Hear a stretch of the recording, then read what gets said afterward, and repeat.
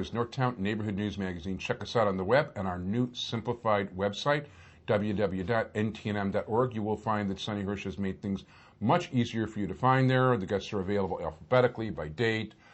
There's links to close to 200 shows at this point. Over 42,000 shows watched on the web, over 25,000 this year. And we're one of the few places where you can find all kinds of good stuff about judicial candidates, including someone that's coming up shortly. But first, I got to plug caps24.org because we're real big on community policing, and it is a pleasure to have a judicial retention candidate. And I want to thank Ed McElroy for getting her on the show. Judge Sandra Otaka. Judge Otaka, how are you? Pleasure to be here. Thank you. First of all, my pleasure. And I remember very well. You were elected how many years ago at this point? 2002. I was appointed in 2000, so I've been on the bench for over 8 years. And obviously, you like it. If you want to want more of it. Yes, I do like it. It's a wonderful job. Stressful at times because of the nature of my call, and it's something that I really get great pleasure out of. And tell us about your call. I sit in the child abuse. It's called the Child Protection Division, and it's the calls that deal with children who are drug exposed, who've been abandoned, abused by their parents. The parents have psychological issues that are unable to care for their children, and some of the more serious physical abuse, torture, and other cases. So those are the cases, and unlike other calls, everything matters. Yeah, this isn't traffic court. If you give it a continuance, then a child's hopes for visitation are really dashed, or a mom's hopes to see her children. And unfortunately, DCFS policy is 1 visit a week. That's what they begin with. And I can imagine if my son was taken away from me, 1 visit a week it's appalling. Yeah. Wow. Okay. So you definitely have the heavy load of all the judges we've had. I think you've got the most serious stuff so far. Well, it's serious to the people who come before me, and it's serious to me. And I always try and think, if this were my family or my best friend's family, how would I want them to be treated? And it's not a criminal court, so you're not there to punish the parent no matter what awful thing they may have done. You try and see if you can reunify the family, and if not, move the child into the best situation possible. But we don't place the child. DCFS does that.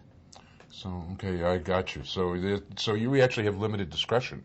Right. For we appoint, it comes in on an emergency basis. We appoint DCFS, DG Nortega Peron, the temporary custodian, and then they make the decision on placement. And they look at relatives, and then if not, if it's a special needs child, they'll place the child. But the placement decisions are made by DCFS. So you were saying that does all this stuff come on an emergency nature, or some of it's planned, or? Most of it comes in on what an emergency basis. That is, under the statute, if the police or someone will take protective custody of a child, and they have 48 hours, excluding weekends and holidays, to get into court, so that a parent's not wrongfully deprived of their children, and there's a hearing in 48 hours. So if someone were to take my son from me, then I would be able to get into court within 48 hours. So that was the intention. There are some cases where they don't take the kids and it comes in, but those are fewer. Right, but yeah, I can imagine 48 hours can be a lifetime in a situation like that. Absolutely, if it's your child. Yeah, no question. Wow, that's really scary stuff that you prefer not to think about, but that's the reality, and I guess that's the reality you handle. Yes, and unfortunately some budget cuts have, I think the judges there do an extraordinary job and trying to treat each family and give it the time it needs, but also move a call forward after the budget cuts where a lot of the hearing officers, but the judges have managed to adjust and things are moving forward. Well, thank God for that. Are there a lot of judges who handle this sort of thing? Or? I believe we have about 13 or 14 judges in Cook County dedicated to child abuse, and Judge Patricia Martin Bishop, Judge Martin is also up for retention, and she's my presiding, and she has done a tremendous job of making sure that the reforms necessary in our system have not only helped the families, but it's now a place where judges want to go. There are a number of full circuits who are there, and that's where they want to be, and that's their choice assignment, and it is a very taxing assignment, but extraordinarily rewarding. What courthouse do you work out of? It's near Ogden and Roosevelt, Western. I know that area. I know that area very well. The delinquency is on one side, and child neglect is on the other side of the building. Yeah, I've got a binder I use at 16th and Western, so I go down Roosevelt Road on the way to it, so I'm familiar with that area. Well, you should stop in sometime.